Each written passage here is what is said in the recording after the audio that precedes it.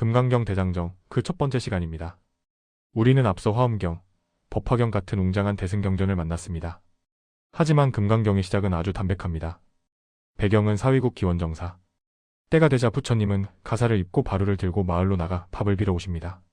그리고 돌아와 밥을 드시고 발을 씻고 자리를 펴고 앉으십니다.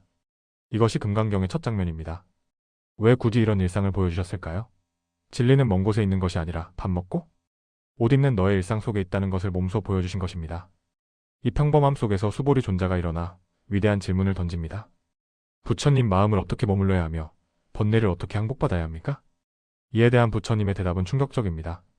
나라는 생각, 남이라는 생각, 중생이라는 생각, 오래 산다는 생각을 버려라. 이것이 그 유명한 사상 4가지상의 타파입니다. 모든 형상을 여의면 곧 진실을 보리라. 금강경의 핵심이 쏟아지는 제1분부터 5분까지의 말씀을 독송하겠습니다. 제1. 퍼페인유분. 위와 같이 나는 들었다. 어느 때 부처님께서 사위국 기수급 고독원에서 큰 비구 1250명과 함께 계셨다. 그때 세존께서는 식사 때가 되어 가사를 입으시고 바루를 들고 사위성으로 들어가시어 차례대로 밥을 비셨다. 본래 계시던 곳으로 돌아와 공양을 마치시고 가사와 바루를 거두신 뒤 발을 씻으시고 자리를 펴고 앉으셨다. 제. 선양기 청분. 그때 대중 가운데 있던 수보리 장로가 자리에서 일어나 오른쪽 어깨를 드러내고 오른 무릎을 땅에 꿇으며 합장하고 여쭈었다. 경이롭습니다. 세존이시여. 열애께서는 모든 보살을 잘 보살펴주시고 잘 당부하십니다. 세존이시여. 가장 높고 바른 깨달음을 얻고자 하는 선남자 선여인은 마땅히 마음을 어디에 머물러야 하며 그 마음을 어떻게 항복받아야 합니까? 부처님께서 말씀하셨다. 훌륭하구나 수보리여. 너의 말과 같이 열애는 보살들을 잘 보살피고 잘 당부하느니라. 이제 너를 위해 설하리니 자세히 듣거라. 마땅히 이와 같이 마음을 머물고 이와 같이 그 마음을 항복받아야 하느니라. 예, 세존이시여. 즐겨 듣고자 하나이다. 제3. 대승정종분. 부처님께서 수보리에게 말씀하셨다.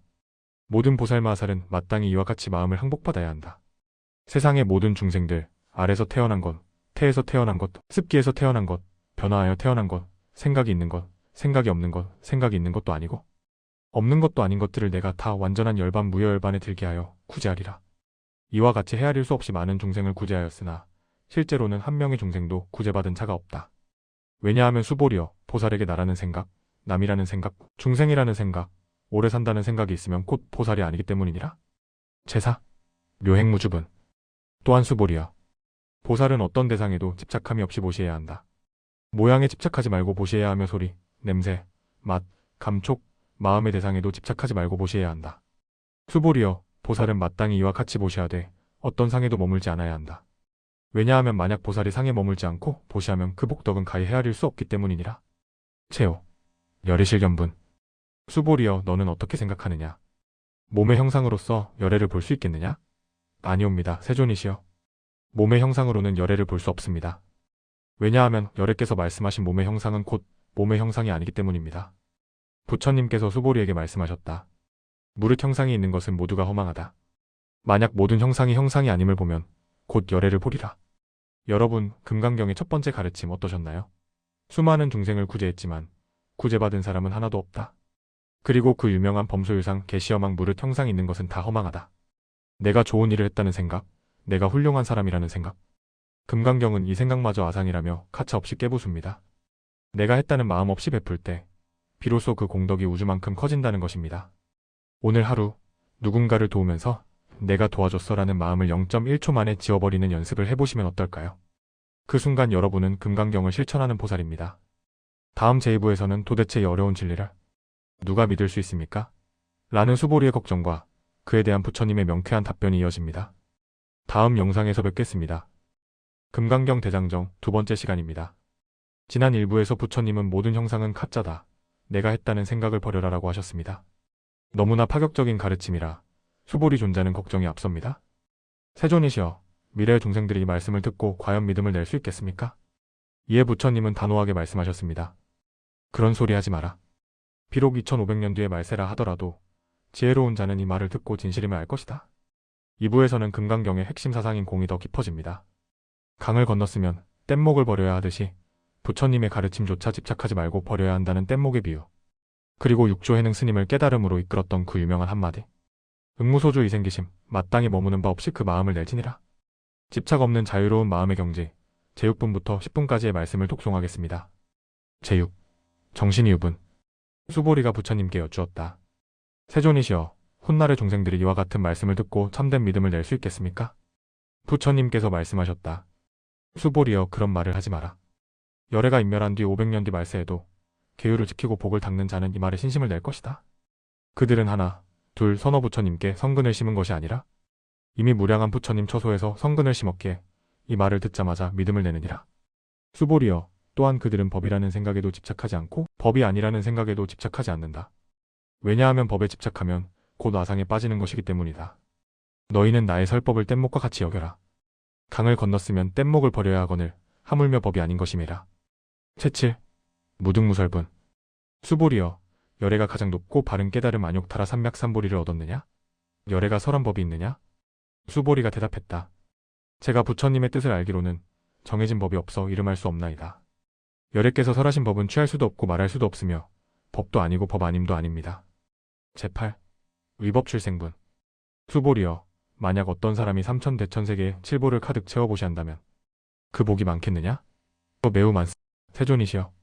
수보리여, 만약 어떤 사람이 경전의 사국에만이라도 받아지니고 남에게 설해준다면 그 복덕이 저 칠보의 보시보다 훨씬 더 뛰어나리라. 왜냐하면 모든 부처님과 부처님의 깨달음이 다 이 경에서 나왔기 때문이니라. 제9. 일상무상분. 수보리여, 아라한이 생각하기를 내가 아라한의 도를 얻었다고 하겠느냐?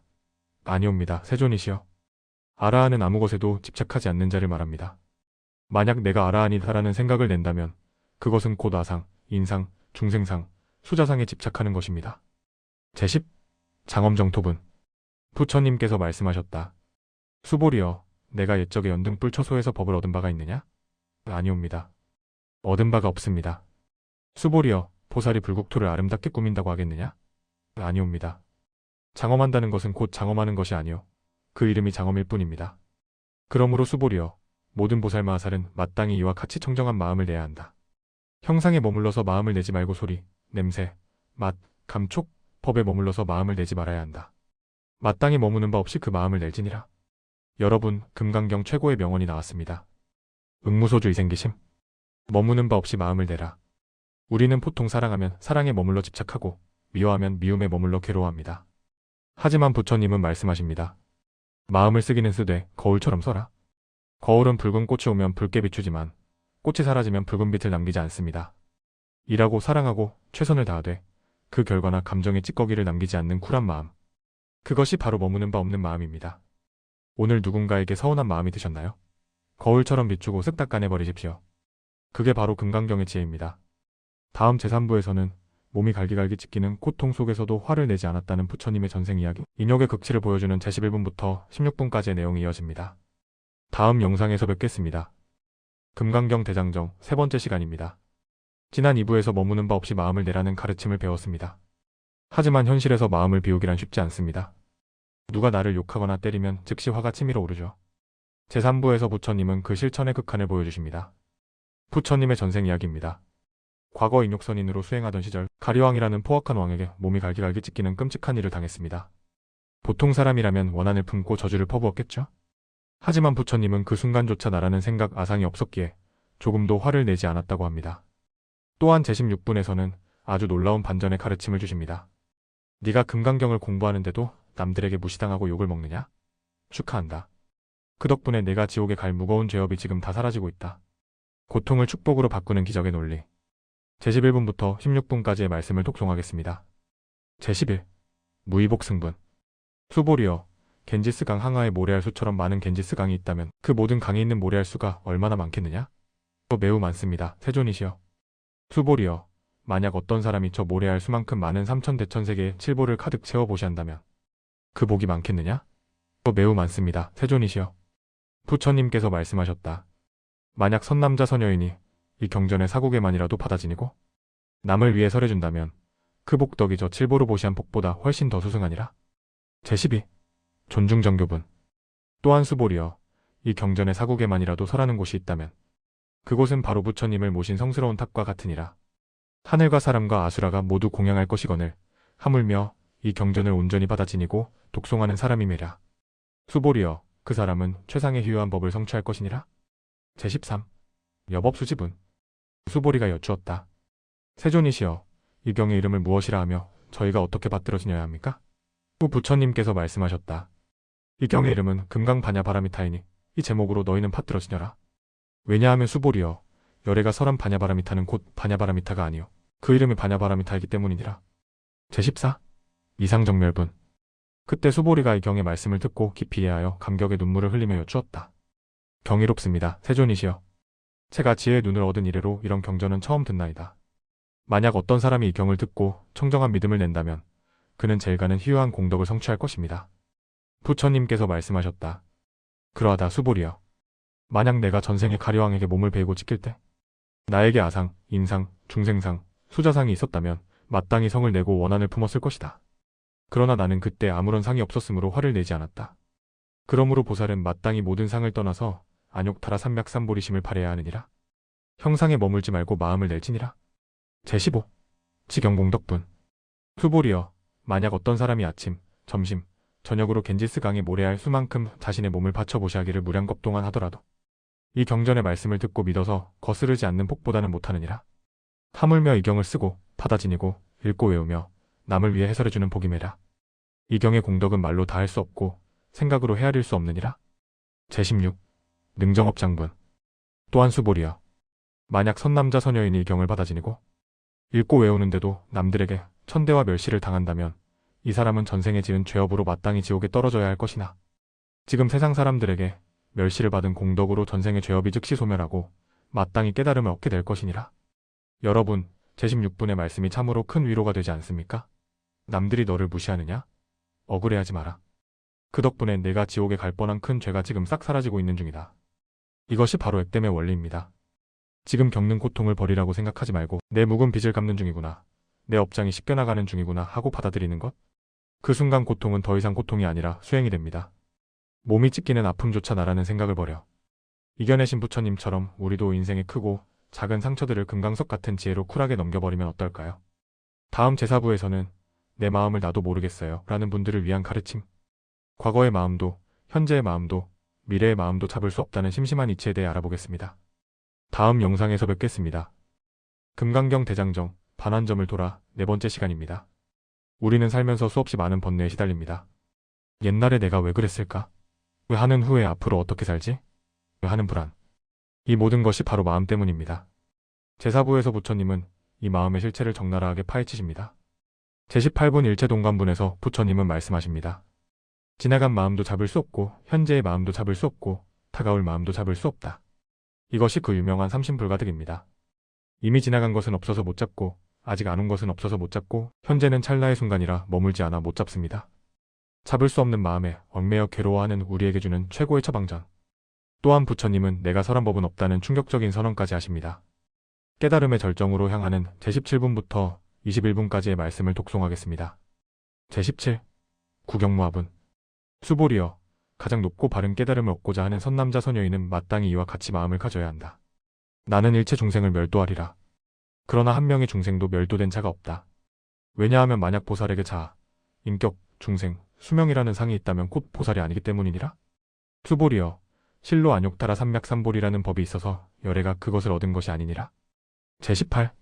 일체동관분. 수보리여, 열애에게 유관이 있느냐? 있습니다. 세존이시여. 열애에게 천안이 있느냐? 있습니다. 세존이시여. 열애에게 해안이 있느냐? 있습니다. 세존이시여. 열애에게 법안이 있느냐? 있습니다. 세존이시여. 열애에게 불안이 있느냐? 있습니다. 세존이시여. 수보리여, 겐지스 강의 모래알 수만큼 많은 세계에 살고 있는 중생들의 갖가지 마음을 열애는 다 아느니라. 왜냐하면 열애가 설한 마음은 곧 마음이 아니요 그 이름이 마음일 뿐이기 때문이니라. 그 까닭이 무엇인가? 수보리여, 지나간 마음도 얻을 수 없고 현재의 마음도 얻을 수 없으며 미래의 마음도 얻을 수 없기 때문이니라. 제19. 법계통합은. 수보리여, 만약 어떤 사람이 삼천대천세계에 칠보를 가득 채워보시한다면 인연으로 얻는 복이 많겠느냐? 매우 많습니다. 세존이시여. 수보리여, 만약 복덕이 실로 있는 것이라면 열애가 많다고 말하지 않았을 것이다. 복덕이 본래 없는 것이기에 열애는 복덕이 많다고 말하느니라. 제20. 위생미상분. 수보리여, 부처님의 원만하게 잘생긴 육신을 보고 열애라고 할 수 있겠느냐? 아니옵니다. 세존이시여. 육신을 보고 열애라 할 수 없습니다. 열애께서 말씀하신 구족색신은 곧 구족색신이 아니요 그 이름이 구족색신입니다. 수보리여, 부처님의 32가지 신체적 특징을 보고 열애라고 할 수 있겠느냐? 아니옵니다. 30 이상을 보고 열애라 할 수 없습니다. 열애께서 말씀하신 30 이상은 곧 30 이상이 아니오. 그 이름이 30 이상입니다. 제21. 비설소설분. 수보리여, 너는 열애가 내가 마땅히 설한 법이 있다고 생각한다고 여기지 말라. 만약 누가 말하기를 열애가 설한 법이 있다고 한다면 이는 곧 부처님을 비방하는 것이니 내가 설한 바를 알지 못하기 때문이니라. 수보리여, 법을 설한다는 것은 실로 설할 법이 없는 것이며 그 이름이 설법일 뿐이니라. 여러분, 과거심, 현재심, 미래심을 다 얻을 수 없다. 이 말씀이 마음에 와닿으시나요? 우리는 흐르는 강물을 손으로 쥘 수 없습니다. 손을 넣는 순간 이미 흘러가 버렸으니까요. 마음도 똑같습니다. 어제 화났던 마음은 이미 사라져서 없고 내일 걱정하는 마음은 아직 안 와서 없습니다. 그런데 우리는 없는 마음을 붙잡고 끙끙 앓습니다. 부처님은 말씀하십니다. 잡을 수 없는 것을 놓아버려라. 그때 비로소 자유로워진다. 그리고 마지막에 내가 설한 법은 없다고 하십니다. 달을 가리키는 손가락에 집착하지 말고 저 밤하늘의 달을 직접 보라는 뜻입니다. 다음 제5부에서는 형상으로 나를 보려 하지 말라는 가르침의 완결판. 겉모습에 속지 않고 진실을 보는 채 제12분부터 26분까지의 내용이 이어집니다. 다음 영상에서 뵙겠습니다. 금강경 대장정 5번째 시간입니다. 우리는 종종 겉모습에 속습니다. 화려한 옷을 입으면 훌륭한 사람 같고 좋은 목소리로 말하면 진실한 사람 같죠? 하지만 부처님은 단호하게 경고하십니다. 겉모습으로 나를 찾지 마라. 목소리로 나를 부르지 마라. 제16분 법신비상분에 나오는 이 구절은 금강경의 백미입니다. 진짜 부처님은 화려한 32가지 신체적 특징이 있는 것이 아니라 형상을 초월한 진리 그 자체에 있기 때문입니다. 또한 제23분에서는 착한 일을 하되 착한 일을 했다는 생각 없이 하라는 수일체선법의 가르침을 주십니다. 이것이 바로 깨달음으로 가는 가장 빠른 지름길입니다. 진정한 부처님을 만나는 법, 제22분부터 26분까지의 말씀을 독송하겠습니다. 제22. 무법 가득분. 수보리가 여쭈었다. 세존이시여, 부처님께서 가장 높고 바른 깨달음을 얻으신 것은 실로 얻은 바가 없는 것입니까? 후 부처님께서 말씀하셨다. 그러하다 수보리여. 나는 안욕따라 삼맥삼보리에 있어서 아주 작은 법도 얻은 것이 없으니 그래서 이름하여 안욕따라 삼맥삼보리라 하느니라. 제23. 정심행선분. 또한 수보리여, 이 법은 평등하여 높고 낮음이 없으니 이를 이름하여 안욕따라 삼맥삼보리라 한다. 나도 없고 남도 없고 중생도 없고 수명도 없는 마음으로 온갖 선한 법을 닦으면 곧 안욕따라 삼맥삼보리를 얻으리라. 수보리여, 여기서 말한 선한 법이라는 것도 열애는 선한 법이 아니라 설하나니 그 이름이 선한 법일 뿐이니라. 제24. 폭지무비분. 수보리여, 저 거대한 수미산만한 칠보 덩어리가 삼천대천세계에 가득하다고 하자 어떤 사람이 이것을 다 보시한다 해도 이 바냐바라미타경의 사국에만이라도 받아지니고 남을 위해 설해주는 복덕에는 미치지 못하느니라. 100분의 1, 천만억 분의 1에도 미치지 못하며 어떤 숫자의 비유로도 능히 미칠 수 없느니라. 제25. 화무소화분. 수보리여, 너희는 열애가 내가 중생을 구제한다고 생각한다고 여기지 말라. 열애는 그런 생각을 하지 않는다. 왜냐하면 실로 열애가 구제할 중생이 없기 때문이다. 만약 열애가 구제할 중생이 있다고 하면 이는 곧 아상, 인상, 중생상, 수자상에 집착하는 것이니라. 수보리여, 열애가 말한 나라는 것은 곧 내가 아니거늘 범부들이 나라고 집착하는 것이니라. 제26. 법신비상분. 수보리여, 너는 어떻게 생각하느냐? 32가지 신체적 특징으로 열애를 볼 수 있겠느냐? 수보리가 대답했다. 그렇습니다. 그렇습니다. 30 이상으로서 열애를 볼 수 있습니다. 부처님께서 말씀하셨다. 수보리여, 만약 30 이상으로 열애를 본다면 전륜성왕도 곧 열애라 해야 할 것이다. 수보리가 부처님께 말씀드렸다. 세존이시여, 제가 부처님의 말씀을 이해하기로는 30 이상으로는 열애를 볼 수 없습니다. 그때 세존께서 개송으로 말씀하셨다. 만약 형상으로 나를 보려 하거나 음성으로 나를 찾으려 한다면 이 사람은 삿된 도를 행하는 것이라 끝내 열애를 보지 못하리라. 여러분, 방금 들으신 개송이 금강경에서 가장 유명한 네 구절입니다. 야기새껴나 이음성구하. 형상으로 나를 보거나 음성으로 나를 찾지 마라. 우리는 종종 기도를 할 때 환상을 봅니다. 꿈에 부처님이 나타나거나 귀에 신비한 소리가 들리면 아, 내가 도를 통했구나 하고 흥분하죠. 하지만 금강경은 냉정하게 말합니다. 그건 삿된 도다. 가짜다. 속지 마라. 진짜 부처님은 눈에 보이는 화려한 모습이 아니라 텅 빈 마음, 집착 없는 제 그 자체이기 때문입니다. 혹시 눈에 보이는 기적을 바라고 계신가요? 진정한 기적은 내 마음의 욕심이 사라지는 것임을 기억하시기 바랍니다. 다음 제6부에서는 그런 부처님은 아무런 모습도 없는 겁니까? 라는 의문에 대해 위대한 고집을 꺾고 진정한 합리주의를 보여주는 제17분부터 29분까지의 내용이 이어집니다. 다음 영상에서 뵙겠습니다. 금강경 대장정 6번째 시간입니다. 지난 시간에 형상으로 나를 보지 말라는 말씀을 듣고 혹시 이런 생각 안 드셨나요? 아, 그럼 불교는 다 없다는 거구나. 인생은 허무한 거구나. 이것이 바로 불교 공부를 하다가 가장 빠지기 쉬운 함정, 허무주의입니다. 제육부에서 부처님은 이 위험한 생각을 경계하십니다. 깨달음은 모든 것을 파괴하거나 없애버리는 것이 아니다. 집착을 버리라는 것이지 인과법이나 세상의 이치 자체를 부정하라는 뜻이 아니기 때문입니다. 그리고 제29분에서는 열애라는 이름의 진짜 뜻을 알려주십니다. 온 곳도 없고 갈 곳도 없다. 무소종래 영무소가. 진리는 언제나 지금 이 자리에 꽉 차 있다는 뜻입니다. 오해를 넘어서 진정한 자유로 가는 길, 제27분부터 29분까지의 말씀을 독송하겠습니다. 제27. 무단무멸분. 수보리여, 네가 혹시 생각하기를 열애는 30 이상을 갖추지 않았기 때문에 안욕타라 삼맥삼보리를 얻었다고 여기느냐? 수보리여, 절대 그런 생각을 하지 말라. 또 네가 생각하기를 안욕타라 삼맥삼보리를 얻으려는 마음을 낸 자는 모든 법이 다 끊어져 없어진다고 주장한다고 여기느냐? 수보리여, 그런 생각을 하지 말라. 가장 높고 바른 깨달음의 마음을 낸 자는 법이 끊어져 없어진다는 단멸상을 말하지 않느니라. 제28. 불수불탄분. 수보리여, 만약 보살이 겐지스강에 모래알 수만큼 많은 세계의 칠보를 가득 채워보시한다다. 또 어떤 사람이 일체법이 나가 없음을 알고 인욕을 성취했다면 이 보살이 얻는 공덕이 앞에 보살이 얻는 공덕보다 더 뛰어나니라. 왜냐하면 수보리여, 모든 보살은 복덕을 받지 않기 때문이니라. 수보리가 부처님께 여쭈었다. 세존이시여, 어찌하여 보살이 복덕을 받지 않는다고 하십니까? 수보리여, 보살은 자신이 지은 복덕에 대해 탐착하지 않아야 한다. 그러므로 복덕을 받지 않는다고 말하는 것이니라. 제29. 위의적 정분. 수보리여, 만약 누가 말하기를 열애가 온다거나 간다거나 앉는다거나 눕는다고 한다면 이 사람은 내가 설한 뜻을 알지 못하는 것이니라. 왜냐하면 열애란 어디서 오는 곳도 없고 또한 가는 곳도 없으므로 이름하여 열애라 하느니라. 여러분, 열애의 뜻이 참 멋지지 않습니까? 오는 곳도 없고 가는 곳도 없다. 우리는 행복이 저기 어딘가에서 온다고 생각하고 사랑하는 사람이 떠나면 갔다고 생각하며 슬퍼합니다. 하지만 부처님은 말씀하십니다. 진리는 허공과 같아서 오고 감이 없다. 그저 항상 여기에 있을 뿐이다. 우리가 눈을 뜨면 항상 그 자리에 있는 것, 그것이 바로 열애입니다. 또한 복을 짓되 복을 받으려 하지 말라는 말씀. 복을 탐하지 않을 때 역설적으로 우주만큼 큰 진짜 공덕이 생긴다는 가르침입니다. 이제 대망의 마지막 제7부만이 남았습니다. 모든 것은 꿈이요 물거품이요 이슬과 같다. 금강경의 결론이자 불교 최고의 명문장인 사구계가 드디어 등장합니다. 다음 영상에서 뵙겠습니다. 금강경 대장정, 드디어 그 마지막 시간입니다. 우리는 지난 시간 동안 나라는 생각을 버리고 집착을 끊어내는 연습을 해왔습니다. 이제 부처님은 마지막으로 이 세상의 진짜 모습을 보여주십니다. 제30분에서는 이 거대한 우주도 아주 작은 먼지도 결국은 잠시 뭉쳐진 것일 뿐 영원한 실체가 없다고 하십니다.